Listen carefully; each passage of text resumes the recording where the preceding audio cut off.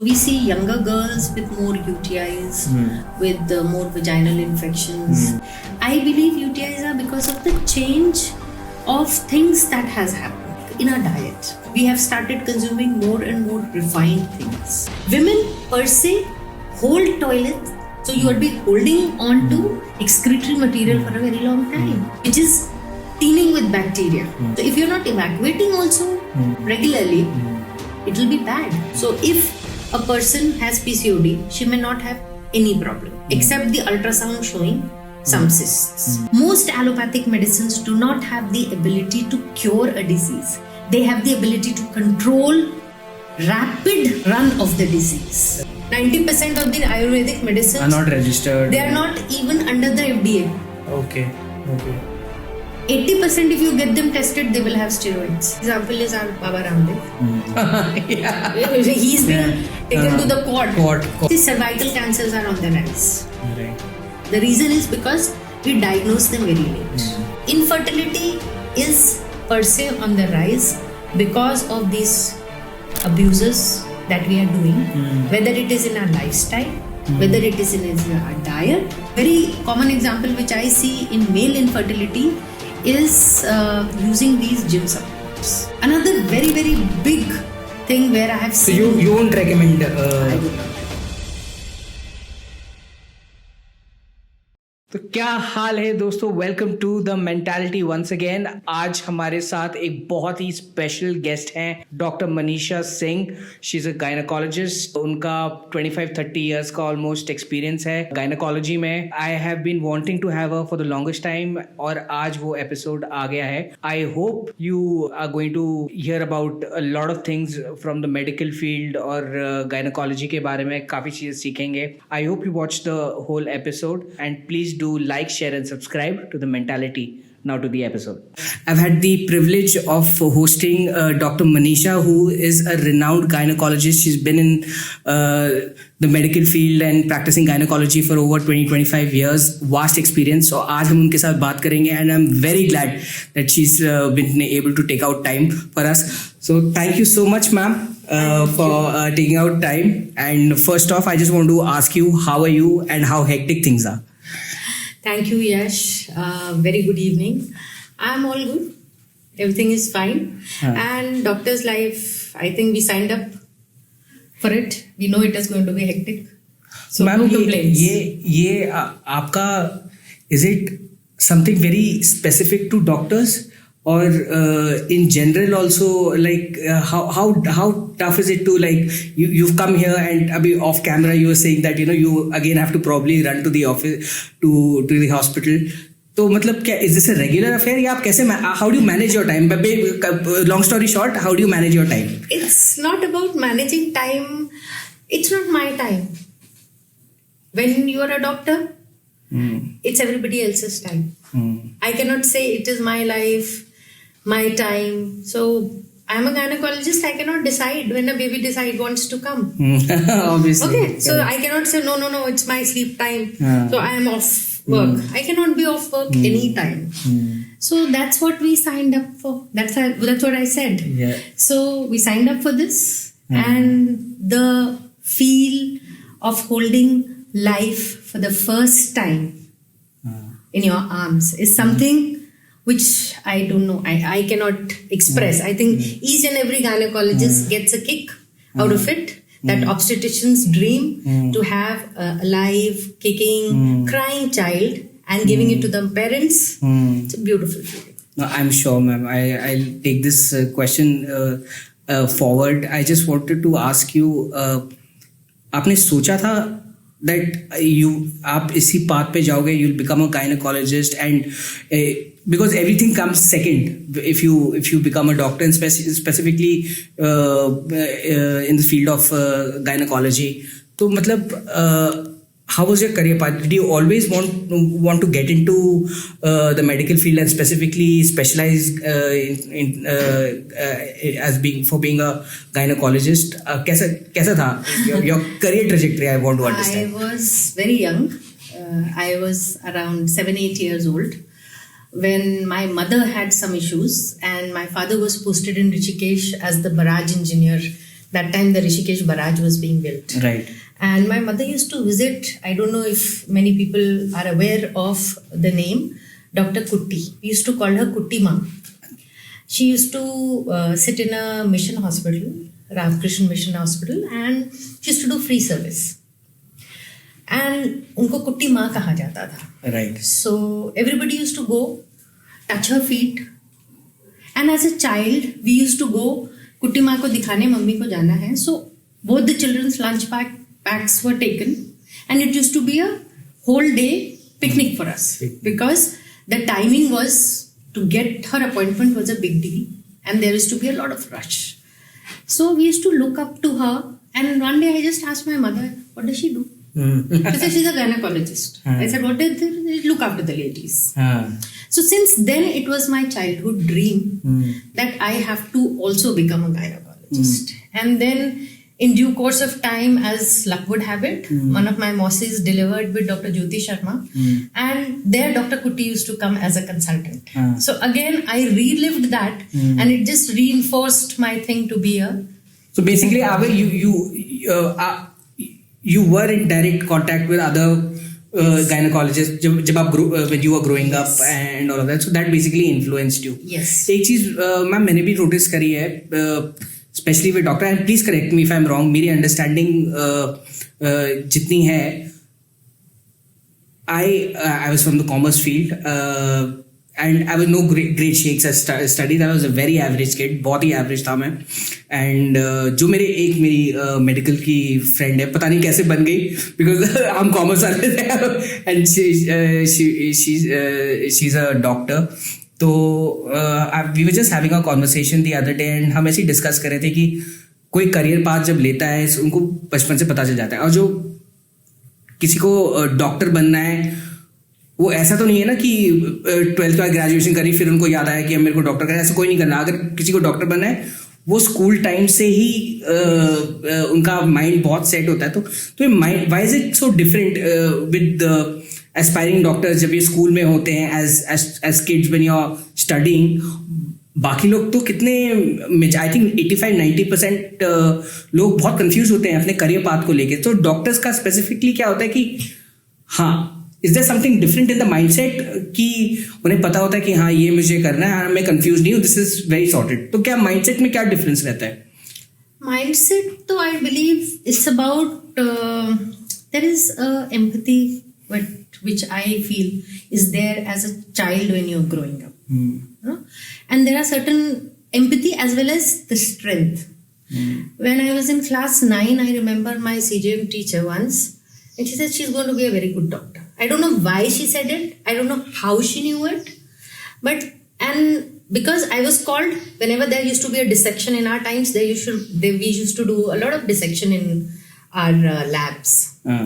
So they would somehow feel, so somehow it just kept reinforcing that there is a particular kind of diligence which is seen in children who are aspiring to be doctors. They don't give up that easily. You know? So there are children who are very good at maths and very, very analytical, and they will be able to put 2 and 2 together. Correct. And do that. So you know this child is cut out for maths. There'll be others who are not very good at the analytical part, but they will keep I'm that other.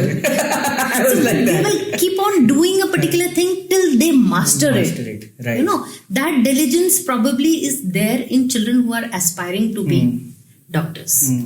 That is what I have seen as children. So probably, you know, and then that giving up thing, because medicine is a long good path. 8-10 years of studying. 10 years, nowhere gone. If you have cleared everything in the first attempt. Otherwise, it can be 12, it can be 13, it can be any. You know, so, and then it's a continuously going. It's not that we finished studies after I got my MD. I have to keep going to conferences. I have to keep attending seminars. There are so many recent advances. So I cannot just okay, I've got a degree. Now I'm just working and trying to improve what I'm doing. Also, ma'am, abhi aisa, and please correct me, ma'am. It's like studying law. Again, law. I'm equating. I'm whatever from the very basic that I know, again जो भी lawyer होता है उसको भी at least 8-10 years का पढ़ाई करना पड़ता है, and it's a recurring thing because new laws come in and so much to study and all of that, and especially in the medical field where technology, AI has come in, and you have to keep abreast with the upcoming technology and implementing it on your day-to-day basis, so you have to keep up with the new learnings and all of that. So is that challenging, and how important is it for new doctors now? See, it's very important for everybody. Each doctor will have to, like you said, lawyers also. You've got new acts coming in. So quite a few acts are actually applicable on medical field. Right. So you have to now learn what is different from our times. We did not have too much of law and too much of bookkeeping, and so many acts were not there in place.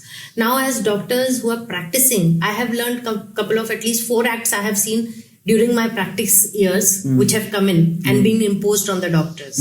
So you have to keep yourself abreast, because otherwise you will start getting notices. You will not be able to run a clinic. You have to get yourself registered. So it's not a conscious choice that you have to make. It's something that you have to do it. So there's no two other. It's a compulsion. You cannot, either you are practicing, so you have to learn, or you are just sitting and maybe doing a back desk job, maybe becoming online doctor for so many pharma companies where you are helping them with their research works. Then you have a 10 to 5 job, and then you don't have to deal with patients. So if you're a practicing doctor, then you cannot give up on a continuous learning process. Each patient teaches me something. Like each human being teaches you something. Of course, right. So the same for me, each of my patients is a teacher. That's how I look at it. So when you're doing this like on a regular basis, see, at the end of the day, ma'am, everybody's a human being, and you have a bit of a threshold. Every human being has physical, mental, whatever. There's a kind of tiredness that you get by virtue of having such a strenuous schedule all through the day, 7 days a week, and all of that. तो आप stress कैसे manage करते हो? Because I am sure आता होगा, because this is very common with everybody. Mentally, it takes a toll on people. Physically, it takes a toll on people. And more so, आपके तो दोनों है. You're physically also running around. Mentally also, your mind is with the patients and the technicalities and keeping abreast with the things on a regular basis. So, does it take a toll on you? And how are you able to manage it? कैसे करते हो आप? I think the first thing that I learned long back was that a healthy mind can only live in a healthy body. Agreed. So first foremost principle is keeping your body fit. So I begin my day with any form of exercise. It can be yoga one day, so I go for a walk, maybe do my regular strength training. And so that's how you de-stress. That's my de-stressing. Maybe go for a cycling up the hills on a Sunday. I would take. And as far as the work part is concerned, see, you have to understand that you're not a machine, and you have to make your patients as well as your staff understand. Sometimes we forget that. So striking the right balance is the key. So if I, for example, set a balance that I will not see more than 25 patients. Sorry to cut you short, ma'am. Are you pro work-life balance or not? Yes, I am. You have? Do you think it's achievable? Because I still am trying to figure out. At your age, I think I was also figuring it out. Because I can't understand, because that everybody wants balance. Who doesn't want work-life balance? But how pragmatic, how practical is it to actually achieve it? Is the conundrum. See, agreed. But you cannot give up trying, no? Of course. So every day you will make a new change. New mistakes you'll make, and you learn. So you cannot have a perfect work-life balance. There will be some days where your work will guide and have a upper hand. There will be some days where your life will take a chance. So you just have to go with the flow. But the basic that I follow is my spiritual angle. My meditation should not suffer. So 10 minutes of sitting with myself in the evening, in the morning, whenever I get time, because I have night emergencies also. So when I'm up in the night, I will not go for my routine exercise that day. Probably I'll shift it to the How many hours do you sleep, ma'am, if I may ask? At an average. I try to target a 6 hours sleep. Okay. I try to. So, as I said, some days. But that's also important, na? Unless and until you're in a better mental position, better physical position, आप काम नहीं कर पाओगे, because that your, like you said, ma'am, ki mind and body have to be in sync. Yes. If you're not doing that, then how are you going to put those man hours into your work also? That's not possible. Sometimes I do get work done. ऐसा नहीं है. I'm also a human being, but most of us are working at odd hours. That leads to the stress. Talking of work-life balance, like I was talking to your mother a while back, and she said how you were not working in the evenings. So when my kids were younger, as a practicing gynecologist also, I never did an evening OPD because I knew that was my time with my family. That's your me time. That wasn't my me time. That was my responsibility towards my children. Yeah. Because they did not ask for a gynecologist mom. They wanted their mom to be around with them in the evenings, giving them food, not some maid. So that did seem very odd to quite a few people who said probably she doesn't have work. That's why she's not sitting in the evenings. But that was a choice that I made because I wanted to be with the children. And I had to teach them what to do. At times, I used to feel frustrated at that time also. As you said, being a human, I used to feel the others are going to conferences, they are being faculty, they are speakers, and I'm probably felt I'm lagging behind. Right. But then I used to see my children do well in class. I never missed their parent-teacher meetings. I would go to each child's. They've always. They also were inclined towards the medical field. One of my child is pursuing medicine. Yes. The elder one gave up medicine. Okay. After joining medical college and he shifted his branch to engineering. Okay. And he's working as a software engineer now in Sydney. Okay. So I have gone through that share also, and that is where I understood the importance of why a mother needs to be with the child. Because you have to spend time. You cannot just say no. He saw us very closely, and he said, "I don't have the aptitude to be a doctor because I cannot figure myself seeing the way you guys are." There were so many times while his birthday cake was being cut, and suddenly I got a call. So I said, "Jaldi katu. Finish. I have to go." Yeah. So as a child, he felt cheated. Right. That my mother is being robbed. My mother is being. I've been robbed of my mother not being because of. So how much ever you can tell a 6-7-year-old that I'm serving the society or whatever, but for a child, it was very important. So he said, I don't see myself being able to do justice if I become a doctor. So I said, okay, go ahead. Wherever you're going to be good. That's what is my thing for him. So, ma'am, as you know, life has become very stressful for everybody in today's life. My mom comes from the education field. She's been a teacher herself for about 35 years. Yes. I've seen her going through her share of stress also growing up. But back in the day, ma'am, ऐसा नहीं होता था. अब तो people have started talking about like we are discussing about work-life balance. पहले in the 90s and early 2000s हम नहीं बात करते थे. What is work-life balance? Nobody knew it. अगर मैं जाऊँ अभी and have a conversation with my mom and she'll probably have a question mark on her face. What are you talking about? So that was never a discussion back in the day. थोड़े साल पहले तक. अब अभी fortunately for the good only कि we are talking about work-life balance and everything. Now for the younger generation, ma'am, you coming from the medical field yourself, what would you give an advice to a budding doctor who's got to do the field, and he knows it's a 24/7 into 365 job. So many sacrifices you have to make. Your personal, you don't have a social life. You don't have Doctors have a very huge social life. social life, as in okay. I was under. I stand corrected. So what social life? See, Are we we are talking about? social animals. All of us. No, are we talking about the same kind of social life that everybody else Why has? not? Why aren't they human beings? No, of course. So that's why I want to. I was under the impression because doctors. Because that is how we have been trained, that doctors are next to God. They're not human beings. They are human beings. They are as much human as you are. Please don't put them on a pedestal.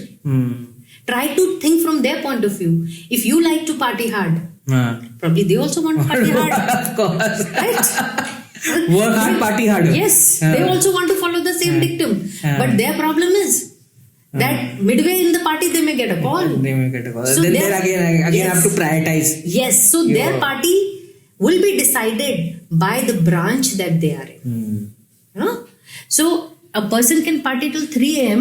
if he is a dermatologist on a non-emergency branch.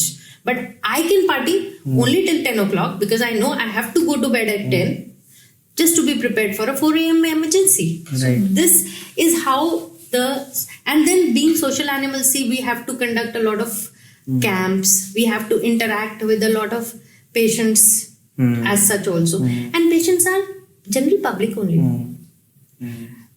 She may be a teacher. She may be a police wali. She may be anybody. You know. And then they may have some social gatherings. They'll invite us. We'll go as a human, not as a doctor. My friend has invited me. Then I become her friend. So we have actually more social obligations than the rest of the public. For example, you would go for your relatives' weddings. If my patient has a Mundan ceremony, it becomes mandatory for me because she said, Doctor, aapne to aana hi hai. You're the first one you're the godmother to my child. So I will take out time and go to attend that. So we have more social gatherings, more social obligations. Anybody in the family falls sick, being a medical person, they would expect that you are there. However minor it may be, however major it may be. So at the family front also and at the work front also, the social gatherings are bigger. For newer children, I just want to put one line: just be true to yourself. Everybody knows in the medical field we've been groomed for 10 years. No night sleep, no priority on food. You just have to work. Study. Just study. Study and work. Clinics, work. Clinics, Both work. practical and theoretical. Both. And everything has to be ace. You cannot miss those deadlines. You cannot miss those vivas. You cannot miss those tests. Every week you have to undergo one test. So it's a very huge task. So anybody who questions a doctor and says, doctor to ban jate hain paise deke, I say everybody should go through 10 years of slogging. Nobody becomes anything without hard work. And it's sheer hard work. So everybody just has to look within and be true to oneself. If I think I can treat this patient, please do. If I think probably I'm not doing it right, we can refer. Don't try to do something which the other person is doing. So it's become more of a rat race now. Right. In everything. In everything. So this is what I'm telling the newer doctors. We were never in a rat race. If I had 3 odd patients in a day, my only target was to treat them to the best of my ability. Correct. 2 of them turned up.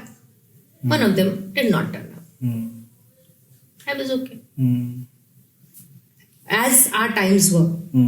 We never pursued why I failed. We never took it as a failure. We took it just in the stride.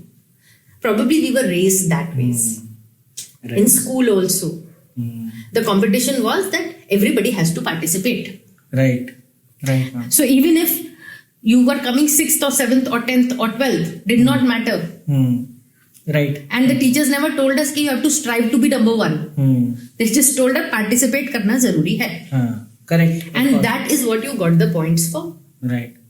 है ना? Parents also never said कि the child should be brilliant in everything. That's practically not possible. It's not possible. Nowadays, I see parents.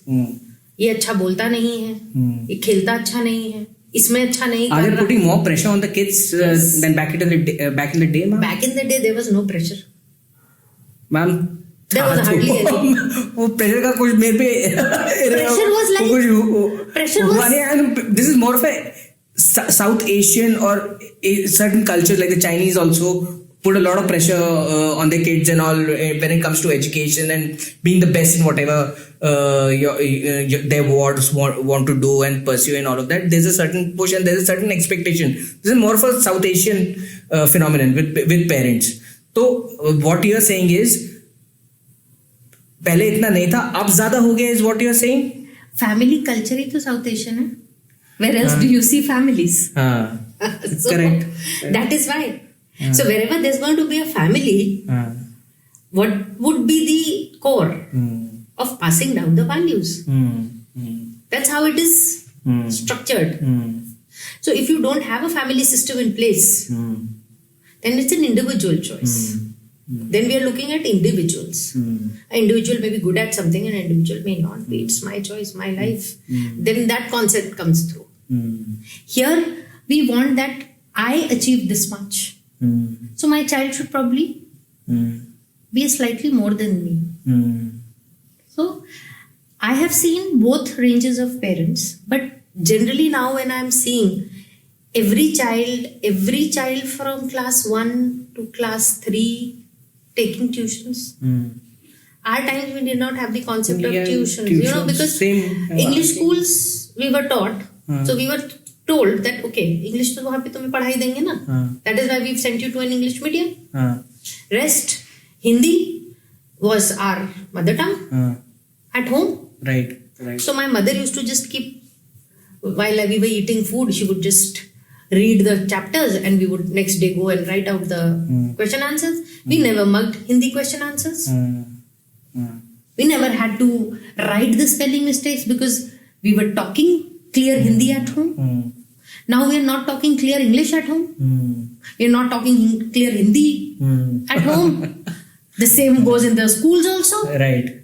So the children are confused. Now they have to have tuitions besides their classes. So there is hardly any time for physical activity. So we are seeing so many diseases in the children, younger children, you know, which was non-existent earlier. So we need to slow down a bit. We need to teach the children to enjoy life, to be able to do what they want to in their own capability. And they will shine. I'm sure all children God has made in a very beautiful way. Right. Human body is the best machine God has made. I agree, ma'am. I agree. Ma'am, I want to ask you about the health issues when it comes to gynecology and you have women patients and all. What are the prevalent problems or diseases that women get in terms of like UTI? Women have this problem when, you know, agar this is more of a women related problem because in Indian public bathrooms the conditions are not apt and a lot of women get certain kind of diseases by using certain unhygienic washrooms and all of that. That is being one. So aapke practice mein what are the major problems that women come forth to you? See, let's divide them into age group. So we see younger girls with more UTIs, with more vaginal infections, with a lot of PCOD and hormone related issues, menstrual issues. And we go to the middle age where you have again PID and UTIs remain constant throughout the age of a woman. And then you have more of hormonal issues as we advance, or infertility issues when they get married and they are trying for a pregnancy. And as you get elder, then probably menopausal issues and issues dealing with some kind of bleeding issues. So these are pregnancy related issues. So there will be different classifications. Coming to UTIs commonly is not per se because of bad hygienic toilets that we encounter. They have always been there. I believe UTIs are because of the change of things that has happened in our diet. Like what? Okay. Like in our diet, we have started consuming more and more refined things. Okay. Which are very dense in carbohydrates, right? Less amount of water intake. Something which I want to really emphasize. So all these things are actually yes, assisting in having a UTI. See, they are actually undermining your immune system. Right. The kind of food intake that you take. See, we saw in the COVID times why certain people fell prey to a very bad COVID. Others just went away with a common cold. Right? Why? COVID was the same. So what made the difference? The immune system. Where did it strike? The elderly, the young, the pregnant, the kids. Right. The people with hypertension, diabetes, comorbidities, they fared badly because their immune system was not up to the mark to fight this. So what actually is an immune booster? A balanced diet. We've been saying it, we've been reading it since class 4 or 5, I think, where the science subject starts. We start with balanced diet. And so this is not women specific. This is like both men and women. Women per se hold toilets. See, we would look for a apt space to go. Right. Because they are not frequent. So you will be holding on to excretory material for a very long time. Which is teeming with bacteria. So if you're not evacuating also regularly, it will be bad. It will cause UTIs. Right? Correct. So evacuation is important. Proper facilities should be available. So these are the changes which have occurred. And women initially were not working. Now every woman is working. So to have a good place to go is also important. So that will decrease the amount of UTIs. Same PCOD is on the rise because we can see obesity.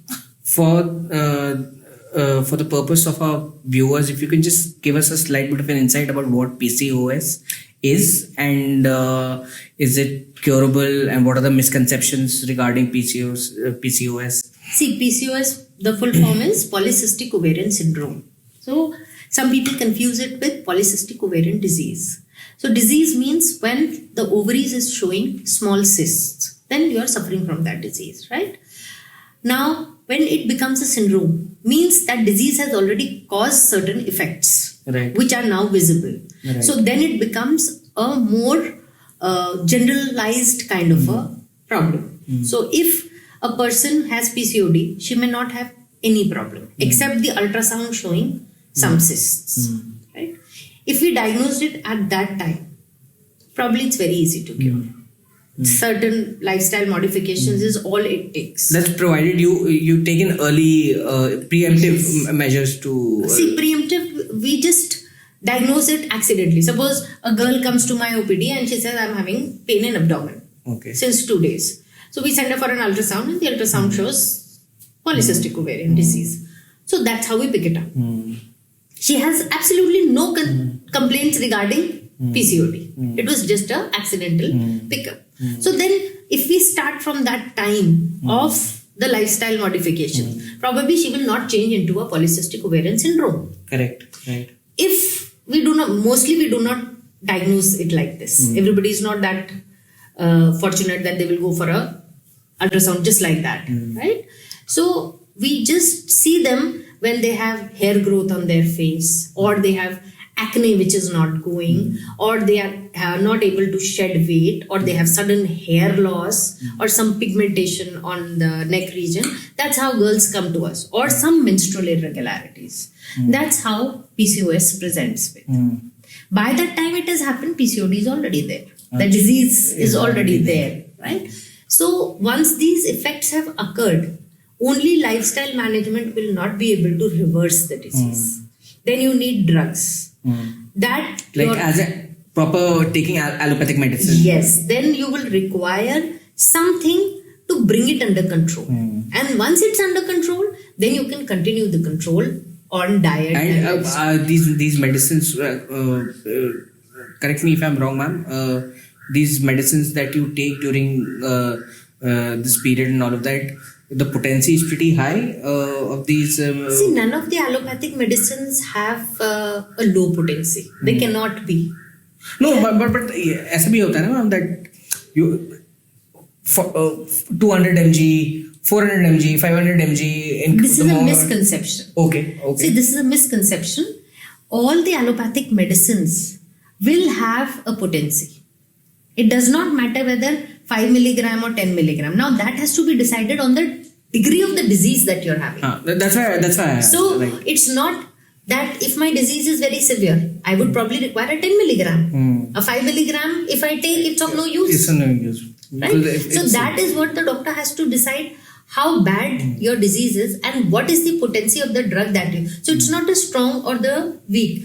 Mostly I get a lot of patients garam dawai. I said सारी allopathic दवाई. It feels warm inside the stomach. जैसे गर्म है दवाई, हमें दवाई से गर्मी होगी. So I tell them, हमारी अगर दवाई is going to cause an effect, it will also have a side effect. There is no allopathic medicine which does not have a side effect. Of course. So we have to just balance the effect and the side effect profile to suit our patient and cure the disease.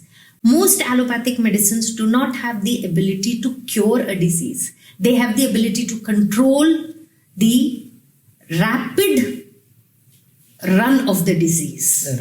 Right? Cure occurs internally by the body's immune system to fight off that disease. Right? This is just one thing which is holding so that you don't just fall off. So this is what we all have to understand when we reach an allopathic doctor. These are the things which most people feel. It's not like homeopathy. Homeopathy is one branch where if the drug does not cause effect, it does not cause side effect also. So even if you pop 10 extra pills, there'll be no harm. On a lighter note, I just wanted to ask, ma'am, I have a doctor friend. So we were just having a conversation. हम ऐसे generally बात कर रहे थे, and this topic came up about Ayurveda, homeopathy, and all of that. So वो तो on a lighter note, he's like कि मैं इनको डॉक्टर में साइंस में कंसिडर करता ही नहीं हूँ इनको. So how true is that? I never underrate any form of medicine. Okay, even Ayurveda. Yes, it's a different science. We call them as alternative science. Okay. I do not have that much of knowledge of Ayurveda. If somebody comes and tells me, doctor, can I have a kadha with your medicine? I tell them, sorry, I am only trained to prescribe an allopathic medicine. So if you ask me the side effect of my drug, I'll give you right. But if you ask me whether the kadha will suit with my medicine, I was not taught in my curriculum. So it's not my answer to your question. You will need to consult an Ayurveda Acharya who will be able to tell you whether this should be taken or not. This is the difference between practicing Ayurveda Acharyas and practicing allopathic doctors. No allopathic doctor worth his salt will ever criticize any other form of medicine.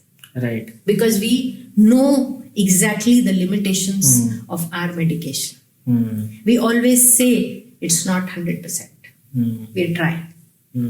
Both in allopathic and with the... I can only vouch about allopathy. Okay. But alternative medicines, I have seen people curing cancer. I can see anybody saying anything because they do not have a correct, strict curriculum which is guiding them. You know? In allopathy, when I get a degree, I have an NMC which guides me. No? If I write a faulty medicine, you can go to the NMC and get my registration cancelled. There will be an inquiry. Right. You cannot do the same for any Ayurvedic.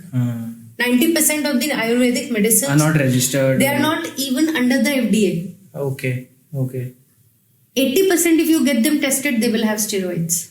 So I think, ma'am, मेरे हिसाब से this is what gives them a bad name also, that it's more, they've made it into a money making scam or scam of sorts, because how do I put this? There's no regulatory body. Correct. There is actually no regulatory body, unlike allopathy. If there is a regulatory body, it's a beautiful branch. See, if you go back and read, why I'm saying it, because I see a lot of patients who are taking allopathic medicines under the garb of Ayurveda. Okay. Because the Ayurveda chart, and the live example is our Baba Ramdev. Yeah. He's been taken to the court because of the same reason. Yeah. All the drugs outside have been banned. Outside India, you cannot get any of these drugs which Baba Ramdev ये तो COVID भी cure कर रहे थे? Everything, but all these drugs are not allowed. Still, our prescribed drugs, allopathic, with the strength, you can take them through the airports also. What more validation do you need for allopathy and Ayurveda? That is my thing. Right. If you can carry an Ayurvedic bhasma or churn across the airport to another country, then I think it's a legitimate thing. You cannot. Right. They will ask you to dump it there only. Because it's not approved. No regulatory body has approved it.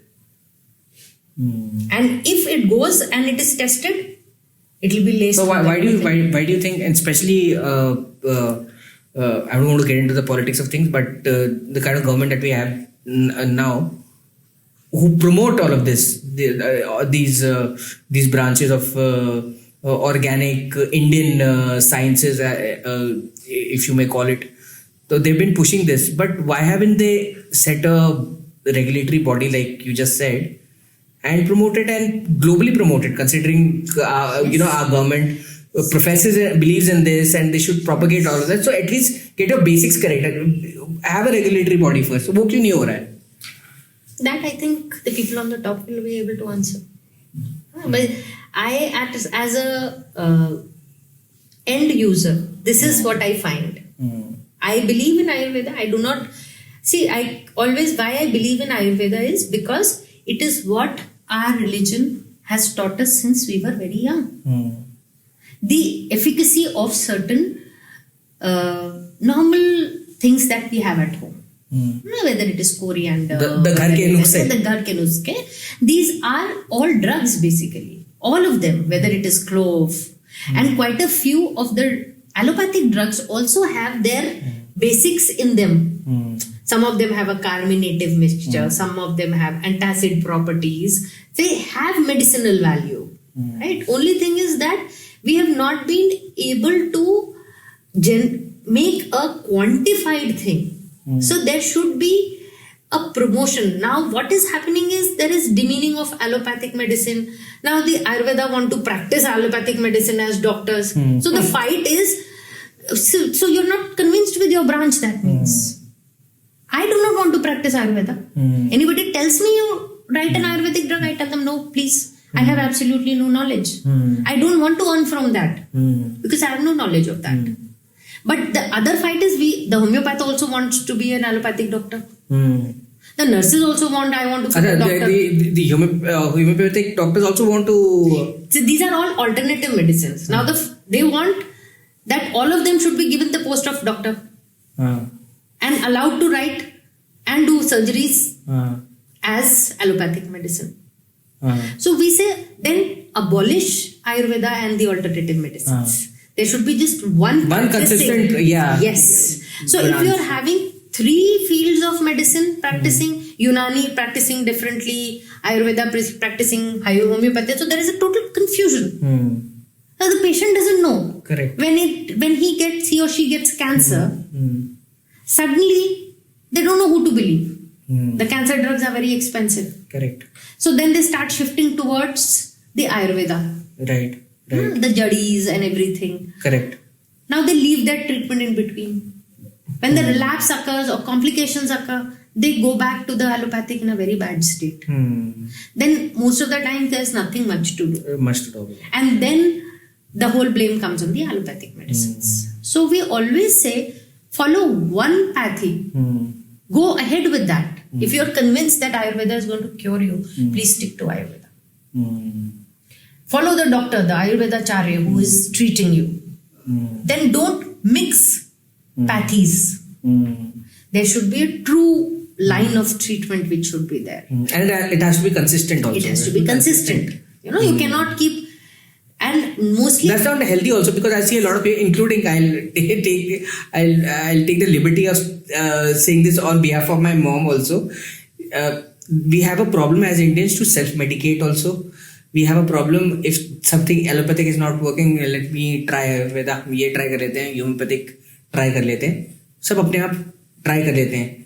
This is not correct.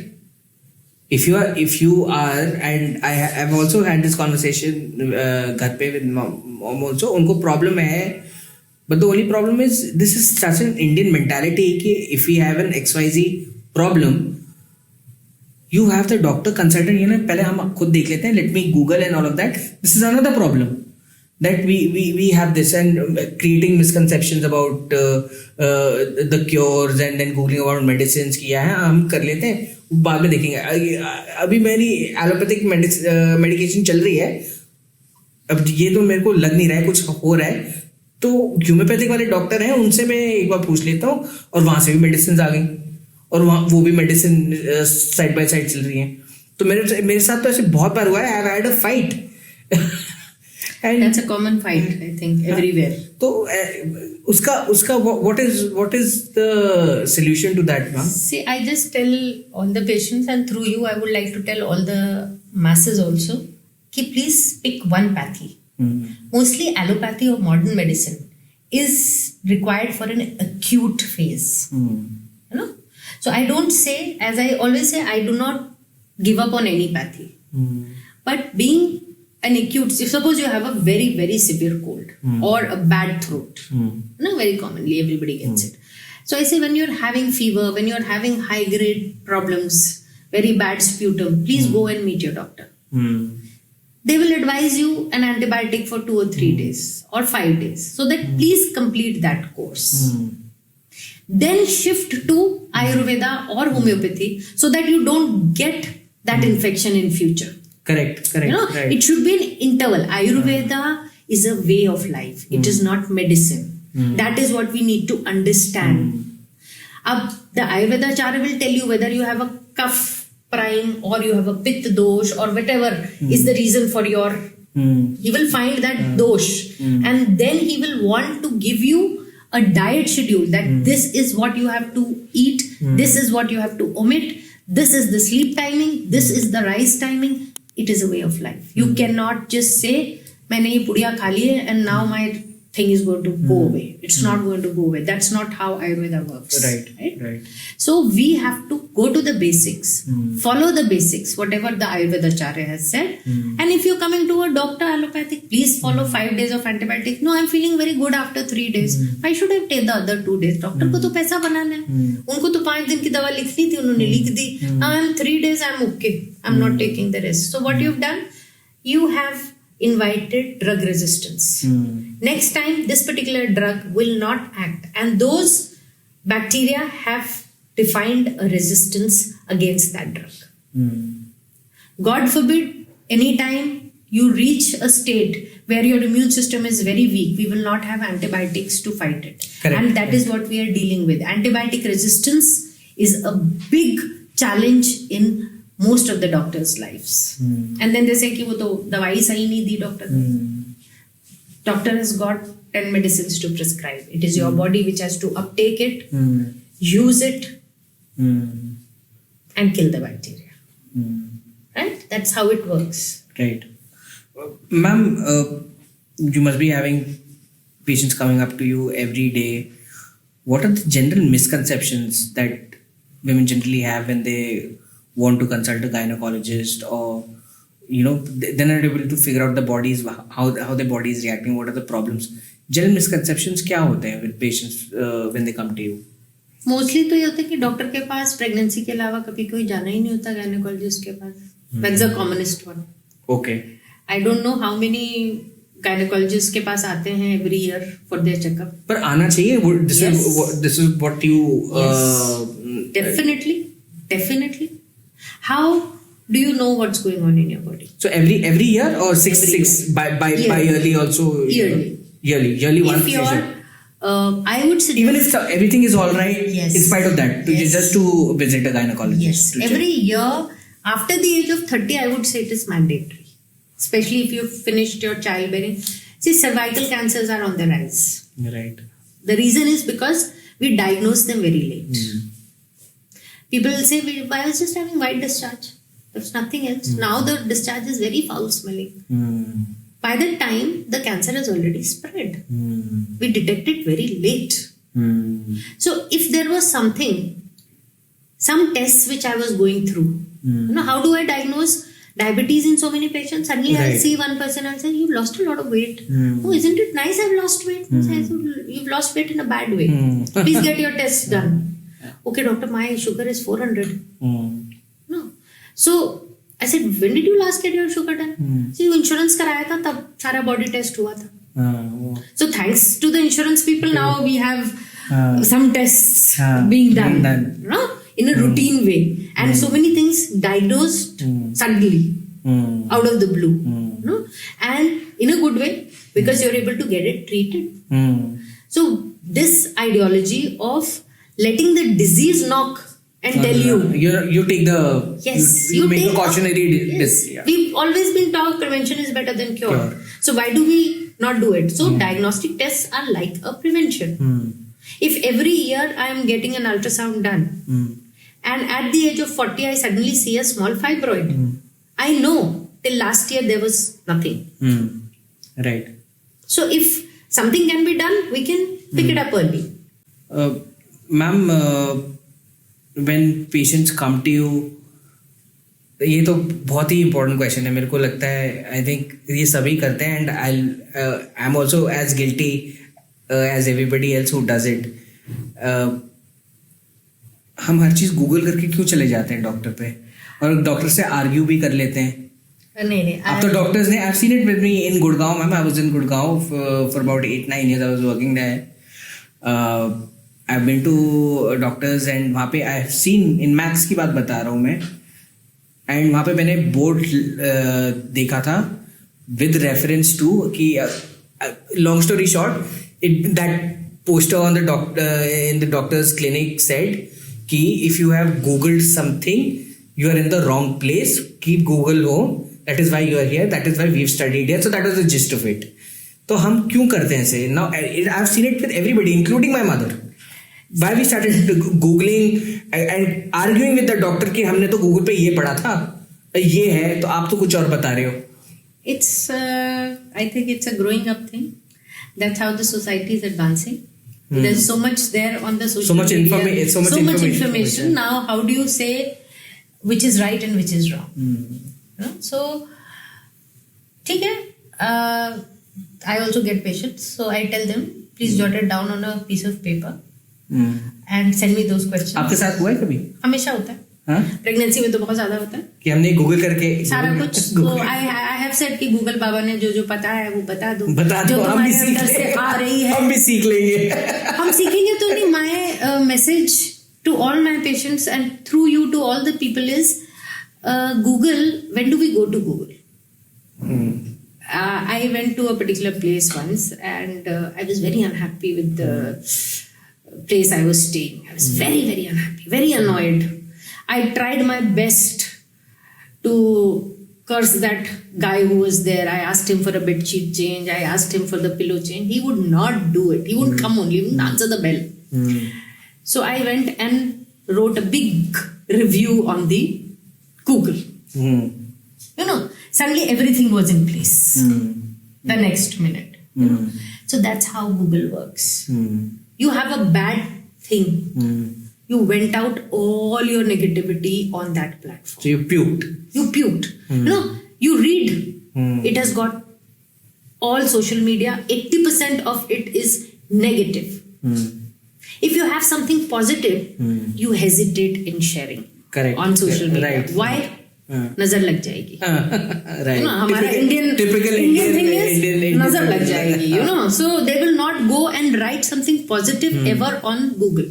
Now what is Google? Positivity हमें push करना पड़ता है कि review लिख दो please. So Google is social media per se is an assimilation of all negative views. I agree. So and negativity sells. So when you reach for a particular thing on Google, you will have all negative. You search a particular drug and you see the experiences, you will have all negatives. So obviously you come back loaded to a doctor with negatives. There is absolutely nothing positive that you are going to the doctor.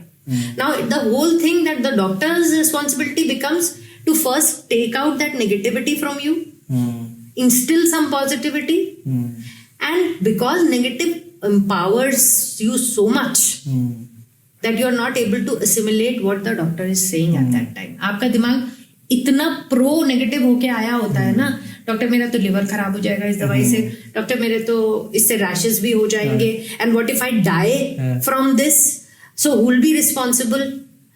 So then I tell them I don't know. सड़क पार करते हुए भी लोग चले जाते हैं. So nobody sent me with a guarantee card.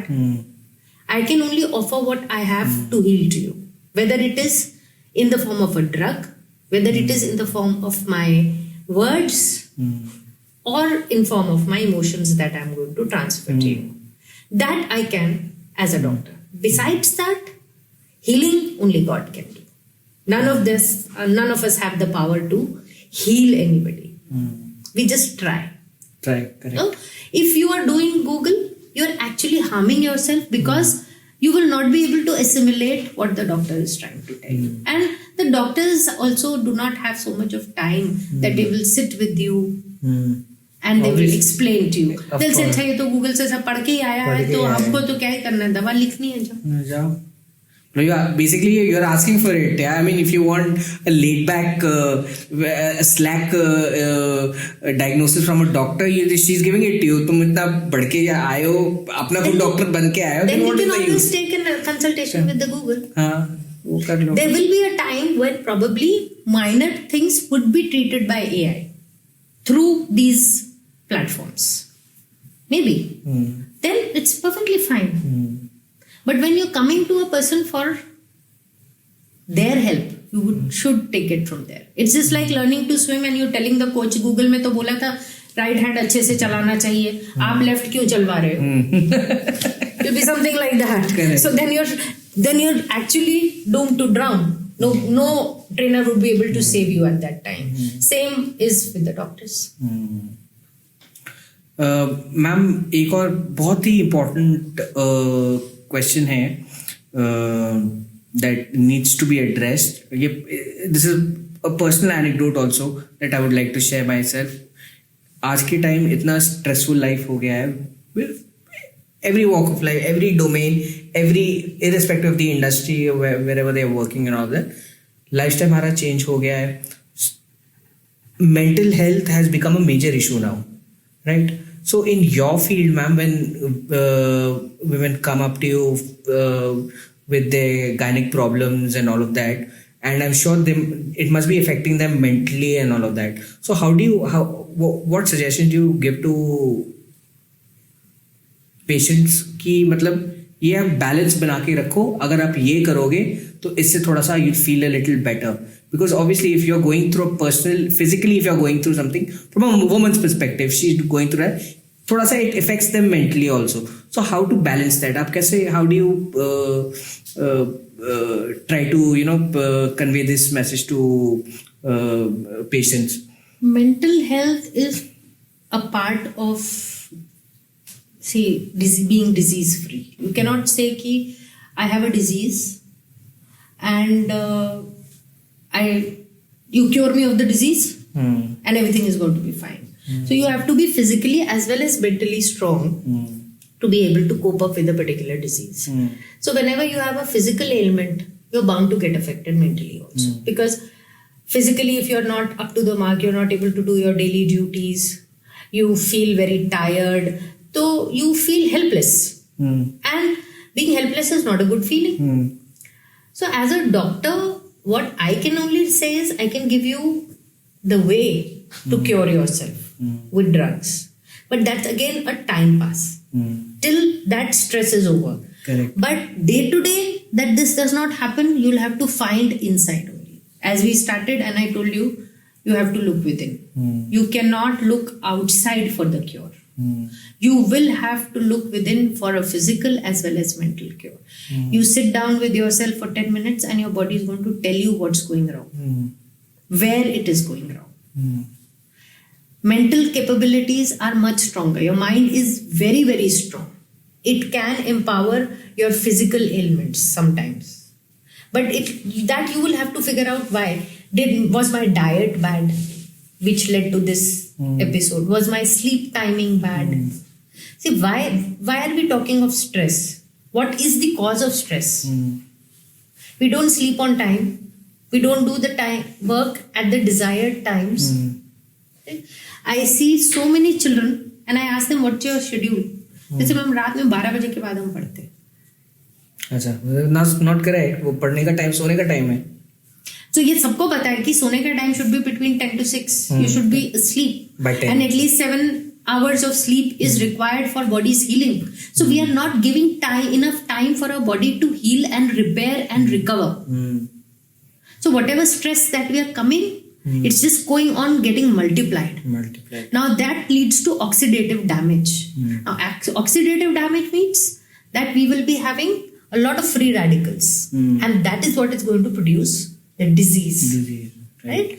And how we are eating, because we are up on the wrong time, we are eating on the wrong time.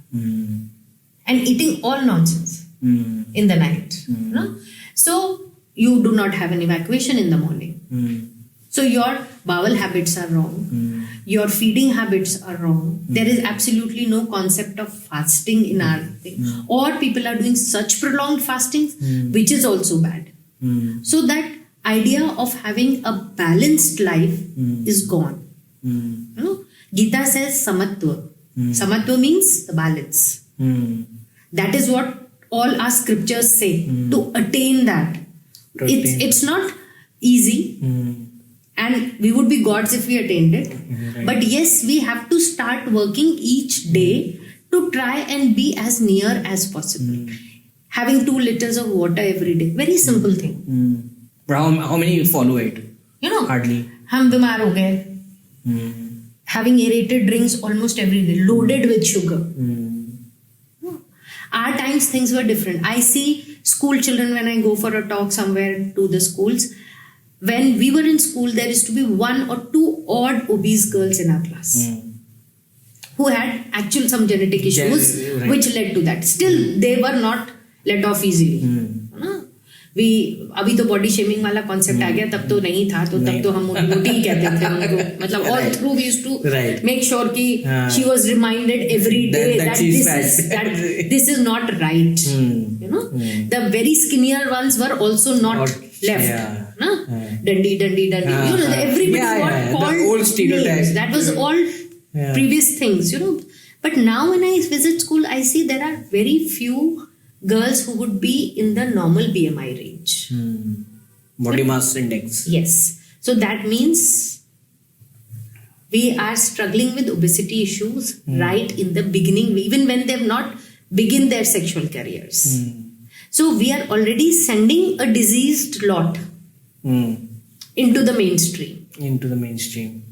So when they're going to become elder, there'll only be more wear and tear and more diseases will come through. Hence, there was no PCOD in our times. When I was doing medicine, there was a 3-page chapter on PCOD. Now there's a whole thesis. Now there's a bill. There are books, specifically different books, which we have to update. You know, newer drugs coming to do that. And parents were very agile. I remember my very small incident from my childhood. At that time I was very angry at my Nanaji for that, because I had that rebellious attitude right from childhood. So I was very skinny, but my younger sister was slightly plump. So she was putting on weight, and we went to our Nani's place in the summer vacation, and my Nanaji just passed an off remark. लड़की का वजन बहुत बढ़ रहा है, इसकी एक रोटी कम कर दो और चावल बिल्कुल बंद कर देना, और अंडा वगैरह तो इसको बिल्कुल नहीं मिलेगा, घी भी नहीं मिलेगा. And I picked up a fight with my नाना जी. I said what is this, you are singling out a girl, भैया को मिलेगा और उसको नहीं मिलेगा, व्हाई, वो भी तो इतना मोटा है. So then I could not realize why. He just asked a remark and he just went away quietly. He did not even reply back to my thing. He was like, कह दिया और ये होना है घर में. Nani next day onwards stopped everything what he had directed. So now when I look back, my sister lost weight. She was in a healthy way. In a healthy way. She lost weight. Her period cycles became very regular. Now thinking back, I can relate, because they in their childhood must have seen women who were obese struggling with these issues. So there were no medicines at that time which would help them. Correct. They just did these lifestyle modifications and then it improved.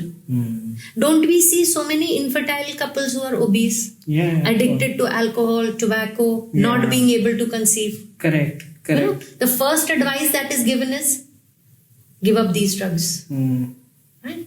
Get to a healthier lifestyle. They all know what is a healthier lifestyle. You know, but we blame काम था, इसलिए we got so stressed, so we smoked. No, now we have substance abuse also, which has come up. Right. So which is actually undermining your vascular strength. So we see younger patients collapsing in gyms. We don't know their back history of all this. On this very important thing, ma'am, this reminded me, जो आपने बोला, you're using drugs and all of that. If there is a couple, the guy is doing drugs, whatever drugs, and just being very generic about it, बिल्कुल generic, माल फूकता है, कुछ भी करता है, whatever, and the girl is also doing that. And they're a couple, they're a married couple, and there's multiple examples also. When it comes to conceiving, who will have more problems? Is it the man who's going to have that problem with his sperm count going down, or the woman will start having problems when it comes to conceiving and all of that? Like you just mentioned कि conceive करने में problems है, किसको ज़्यादा affect करता है, men or women, both? Like it's just like asking a question, if I have too much antibiotics, doctor, is it going to be a girl more affected or a boy? तो जब हम antibiotic खा रहे हैं तब तो हम Google कर रहे हैं side effects, and we are working, और ये 200 मिलीग्राम ज्यादा दे दिया डॉक्टर ने यार. But when you are going for a smoke और having alcohol, we never read the label कि इसमें 40% है, कि इसमें 30% है, and what is it going to do to my liver. Correct. Right. So if we have got organs already compromised by the use of these, then when that organ is supposed to perform, correct, it will not perform. Correct.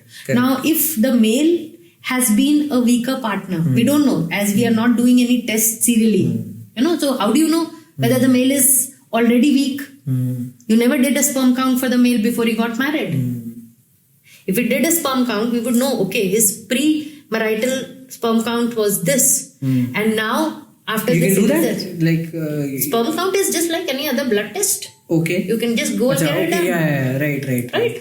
So you don't do it frequently, no. So when you appear for an exam, only then you know whether you're going to pass or fail. Oh, I think probably suggest भी करते होंगे doctor, but I think this is so much male ego. We only suggest it once a couple comes to us for infertility. Right. Otherwise, for healthy individuals, we do not suggest any test. Na? If you tell me, doctor, मैं क्या test करा लूँ? I'll say, why do you need? No. I'll say, why do you need a test? Are you able to carry on your duties? Is your BP fine? If you're doing fine, he said, no, doctor, just write me a yearly test. Then it's a different. Then I'll say, these are the screening sugar, ये hemoglobin, या general basic test करा लीजिए. Semen does not come in that list. Okay. Semen analysis will come when I'm looking at a thing of infertility. Right. There are specific tests. Right. We don't do an MRI for everybody, no? Right. Same. So there is a test available, but infertility is per se on the rise because of these abuses that we are doing, whether it is in our lifestyle, whether it is in our diet, or whether is it of using these substances. It is rampant. Most of the times a very common example which I see in male infertility is using these gym supplements. Protein supplements, yeah, okay. Another very, very big thing where I have seen... So you won't recommend... I would not recommend. I would say please take it on the diet. Okay. No. Shift it to the diet. Because they come under the Food and Drug Authority, it is not very aptly tested. But there's so many big brands now. We are this tested. We've got so mmany awards. We've got so many. But हमारा testing तो इतना था ना जब Maggi भी ban हो गई थी और कैडबरीज भी बैन हो गई थी. सब टेस्टों के आया था. Right.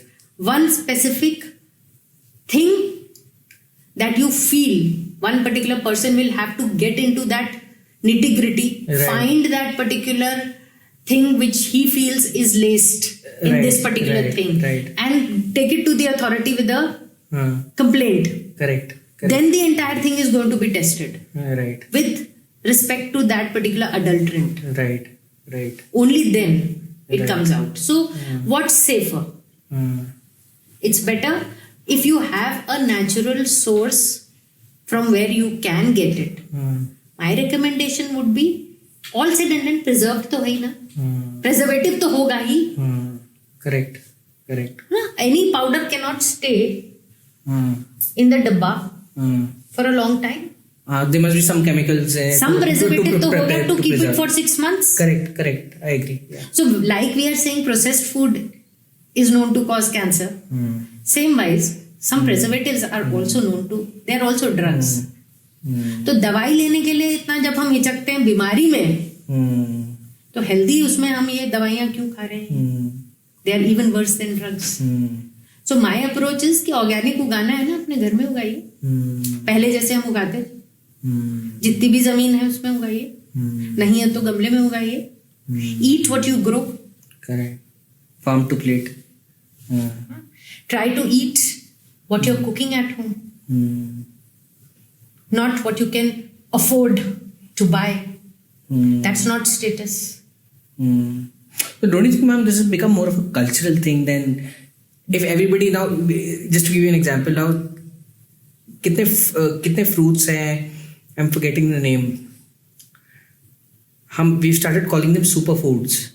So superfoods, this is the concept and जो इसका ideation है, जो ये nomenclature है इसका superfoods, ये तो अभी 3-4 साल से it's been doing the rounds on social media in India and all of that, and it's all come from the West and all of that. तो हमने किसी को पूछा कि यार ये millets होते हैं तो सब US में consume millets, it's a superfood and all of that, and यहाँ पे people है कि हम तो millets कब से खा रहे हैं, सुपर ये क्या होता है, सुपर फूड क्या होता है. ये तो हमने इन आल कल्चर हमने जो खाना खाते थे has been very very nutritious, but क्या हो गया है now because of a cultural change and the kind of jobs that we do in various industries, and our whole societal norms have changed, and the way we want to lead our lives, go out and party and drink every day on a regular, and I've done that. Maybe I'll be very honest. I come from the media industry. I was working with the biggest, I won't name the organization, into television, into advertising. I was there, and हमारा भी होता after office we used to go out for a few drinks. वो तो कभी कभार होता था. So we were encouraged to if I was dealing with clients and all of that, you have to take them out for dinner for a few drinks and all of that. I have done. सो उससे क्या हो गया, then now that is work, I am going there and it's going to be reimbursed also, but that's not the point. Now it becomes a habit and becomes your lifestyle also. So now any which way down then क्या होता है कि आप ढूंढ रहे होते हो लोगों को, क्या कर रहे हैं, चिल कर रहे हैं, हाँ कुछ चलते हैं, and all of that. So वो भी इफेक्ट कर रहे हैं मेंटली लोगों को, physically. So on that note ma'am, I want to ask, when we talk about, मैं भी अपनी फ्रेंड से भी बात करा था थोड़े टाइम पहले. So we got talking and all that. She is married, she is been married for 8 years now, and थोड़ा सा she must be having some complications whatever. She थोड़ा बताया पर डिटेल में, from what I could gauge from her conversation is that कि there might be a complication all of that. And we started talking about the biological clock of a woman. So how important is it? What advice would you give young women, like who are in their 20s and all of that, to not reach their stage where they have to consult doctors, take medicines, change your lifestyle, and to add take more stress about knowledge, Yes. so that when they are in their 20s, in their primes, enjoy yourself, take a few drinks and all of that, don't overdo it, change your habits and all of that, so that it doesn't affect when you get married. ऐसा नहीं है कि and that's the scene ma'am, कि होता है ऐसे कि हमारे इंडियन कल्चर में अरे बाद में दिक्कत हो जाती है लड़की को कंसीव करने में, ठीक है. The later you get married and all of that, post 35 तो your probability itself goes down by 50-60% whatever. आपका what advice would you give young women? See, again, you will not get it out from my mouth that a few drinks are good. नहीं, I was just giving you I'm sorry. So I would always go with the thing that as far as the fertility of a woman is concerned, so the woman begins her career at the age when she starts menstruating. That is when 14, 15. ovaries. Nowadays they are menstruating earlier at the age of 10, 11. Why is that happening, ma'am? Again, body weight has increased. Okay. So the pituitary gets stimulated at the weight of around 40-45. तो जैसे ही आपका wait 40 पहुंचेगा, आपको period होने की probability बहुत high हो जाती है. अच्छा. So the girls are reaching that weight that earlier. So that again comes back to what they're consuming, what are they eating and all of that. Yes. Their lifestyle, if they are into pizzas, burgers. Yes. So there's a very high probability that she might hit puberty early. So most of the girls are now hitting puberty at the age of 10. That's the average age now. 10. It's gone down to 10. It's gone down to 10. From 13, 14. 13, 14. Yeah. 13, Yes. 14. Now it's 10. We take it as average.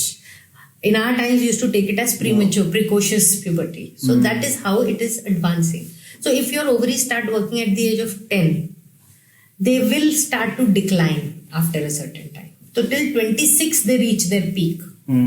After 26, they start to decline. By decline, I mean that they will be producing lesser, healthier eggs. So you will have good eggs, but not that strong. So our chances that we are going to be able to spontaneously conceive would lower. Now, when a woman's age reaches 30, there are certain genetic defects associated in the egg because of certain mutations. So, certain kind of defects in the unborn child. So, you have more common Down syndrome, Edward syndrome, spasticity if you plan a child after 30. So if you want to be a career person, you have the option of oocyte freezing, which you can do at egg freezing. Yes, egg freezing, which you can do at when you are in the 20s and you are at your prime. You can go to any of these IVF centers and get your eggs freezed. But that does not give you the liberty to abuse things because uterus is still with you. And correct. That is what has to carry the baby eventually. Yeah, correct. Right. So if it has become very weak because of these oxidative damages, it will lead to miscarriages. Correct. Right? So then you will be grappling with that kind of trauma, which we would not want any person to go through because it is a huge trauma for the mother as well as for the child. For the child is obviously lost for the couple. Because lot of hopes begin to rise. So if you're planning a pregnancy, it's wiser that you finish your family before you reach 30 And after 30 also, if you are planning, then you become a high risk pregnancy. For us as obstetricians, What is the threshold? When does it start that you've crossed this age? Then the probability goes down. High risk. What's the for us, window? 30 years, after the age of 30 years, if you are having your first child, you become an elderly priming gravida. That is the term, and that's the technical term, okay. and that is the first high risk factor in any of. What's it called again, ma'am? Elderly priming. Priming means for the first time you are conceiving. Elderly priming. Priming means your first. Okay. Right. So if you are 30 plus and you are pregnant for the first time, you are an elderly priming, which itself is a risk factor. It's a high risk factor. कितना probability कम हो जाता है ma'am? Pregnancy तो हो जाएगी ना, but it's going to be an uncomplicated one is going to be less. Hence it is called a high risk pregnancy. ठीक है. Pregnancy तो हो जाएगी, ऐसा नहीं है कि नहीं होती है. भाई जो 26 पे हो जाती थी उतनी 30 पे नहीं होगी. Each year your fertility will go on declining by around 8 to 10%. That's how it decreases after 26. किसी की जल्दी हो जाती है, किसी की कम हो जाती है. That will depend upon what genetics you have attained from your mother's side. So a girl menstruates almost the same time as her mother. Menopause is the same time. लगभग वैसा सा ही रहता है. That's how you receive your genetics. Right? So we need to be careful. It's not like males that as long as you're producing sperms, you can conceive. For females, you have a definite quota of eggs that you have received while you were in the womb of your mother. And once it gets exhausted, you will have to take a donor. You will have to have somebody to donate an egg to you. Nowadays, it's possible, because it's IVF. So you can get a donor oocyte, which is a healthy oocyte, and you can get an IVF. But again, it has medical issues. It has a lot of emotional and mental issues, which do come in later on, because the mother suddenly feels that she's not capable of producing her own. Right. That's how women do start blaming themselves. So just to avoid that kind of trauma, I think it's wiser to put your up. Then again, the feminism part comes. Why should women only keep their work at hold? Because God gave them this opportunity. About feminism, that's a conversation for some other day. That's a very contentious topic and a very touchy topic with the new generation women. Yes. So they say, why us? Men don't take a break. Why should we take a break? So I say that's a fight that we'll have to take to God. Why He made us the ones with the uterus? Why did He give us the opportunity to be called mothers? Correct. So that's the price that we have to pay to be a mother, because that's I take it as a privilege that whenever you are in the deepest pain, the only one word that comes to your mind is your mom. Correct. I don't know, that is something which beats everything hands down. Right. I have not seen anybody crying out for Papa. It doesn't come naturally. That's why the mother is such a sanct thing for us. Not for anybody. That's correct. That's correct. So that's the price that you have to pay. That you have to take a break from your career. You have to nurture the child. Nobody else can nurture it the way you can. That power has been given to you. So just look at it not as a disadvantage. Look at it as a privilege that only you've got. I know there will be people who would bash me for this. No, absolutely not, ma'am. That's the only reason. Ma'am, before we leave, anything that you want to convey to our audiences in terms of men or women? I know you're a gynecologist and all of that, but in general, if you want to give 2-bit advice to the younger generation so that they have their sex lives better, their health better, both men and women. Anything, ma'am, before we wrap it up, ma'am. See, I agree, me time is very essential, but with the me time, you have to start dealing with people around you. what I feel lacking in the younger generation is they are not able to connect well with the people around. So we need to develop that connect. Maybe somewhere we've also gone wrong. Our previous generation has gone wrong, but just want everybody to be healthy, everybody to be really happy, and the mantra of life is very, very simple. If you're happy with yourself, you will be able to give away happiness to everybody you touch. If you're unhappy with something, that's what you're going to exude. So just sit down with yourself, find those unhappy things, get them out of your system. Please don't take more unhappiness in form of liquor and substances to drown that unhappiness. Correct. No? So that is my only advice. Try and take healthy foods, cook your own food, do your own little job, and suddenly you will feel that life is not that difficult. Do not keep so much that maintaining it is a task. Right. You need 3-4 people more to maintain it. Right. So just hoard as much as you can. Give away. The more you give, the more you're going to get. True, man. That's what Great is advice. my Great advice to you and to everybody. Great advice, ma'am. Ma'am, what can I say? It's been an absolute pleasure, and I'm eternally grateful that you could take out time from your very busy and hectic schedule.